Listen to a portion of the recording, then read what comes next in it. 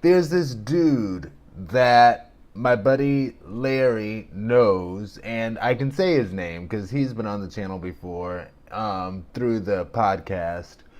But he knows the guy, and the guy was killed, brutally murdered, stabbed to death in his own apartment.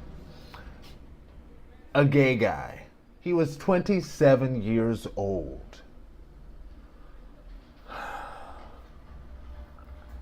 And I was talking with my buddy about that, about also when could you have someone come over your house?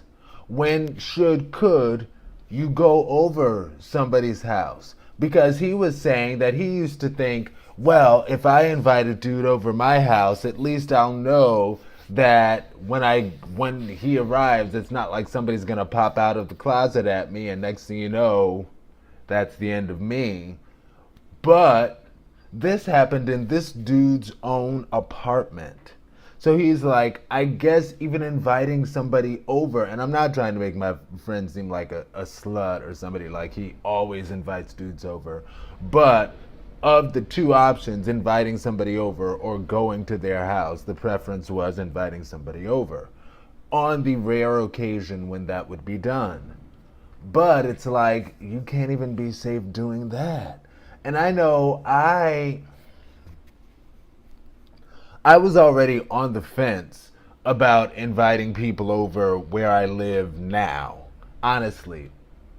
And this just makes it that much more significant.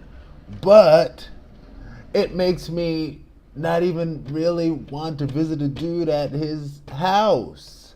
It makes me want to get to know I know, right? Shouldn't you always want to get to know somebody first? Now, bear in mind, the situation with the dude who was killed, they don't have the information on it. They don't know what it was. Maybe it was just a group of friends over for a poker game and the poker game went bad. We don't know. We don't know. But I'm connecting this to having people over your house. And I'm connecting it to having people over that you might not know as well as you want to know them. And it's sad, really. Like even like don't man, I want to say don't meet somebody for the first time in a private place, period. And I joke around about my thought days. Like back in the day, I was a thought. And back in college, I did put myself in some dangerous situations. I'm not going to lie. But it's such a risk. I want to tell you, don't do it. Don't do it. Meet them in a public place first. Go out to eat first. Don't go out to eat and same day go to their house after you finish eating. Go out to eat first. Make a date out to eat. Then maybe on another date, go to their house after you see what they are. Because chances are, somebody who just wants to do something nasty and mean to you, they're not going to want to stick around for multiple dates at Olive Garden before, doing what they had planned to do. So that's a good way a better way to feel people out. But, I don't even know with that one. Maybe somebody would. I don't know. Like, there's some crazy people out there.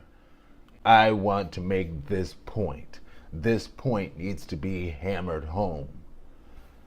There are people out there who may seem like they have your best interest in mind, and they don't. That's the moral of this story. So keep that in mind. Be safe. Let friends know where you're going. All of that. Because even back in my thought days, I wouldn't let anybody know where I was going. I feel fortunate. I don't want to say hashtag blessed, but hashtag blessed to be here, to be able to be here to tell these stories and these experiences because I put myself in some situations where things could have really gone differently. Anyway, talk to y'all later, YouTube.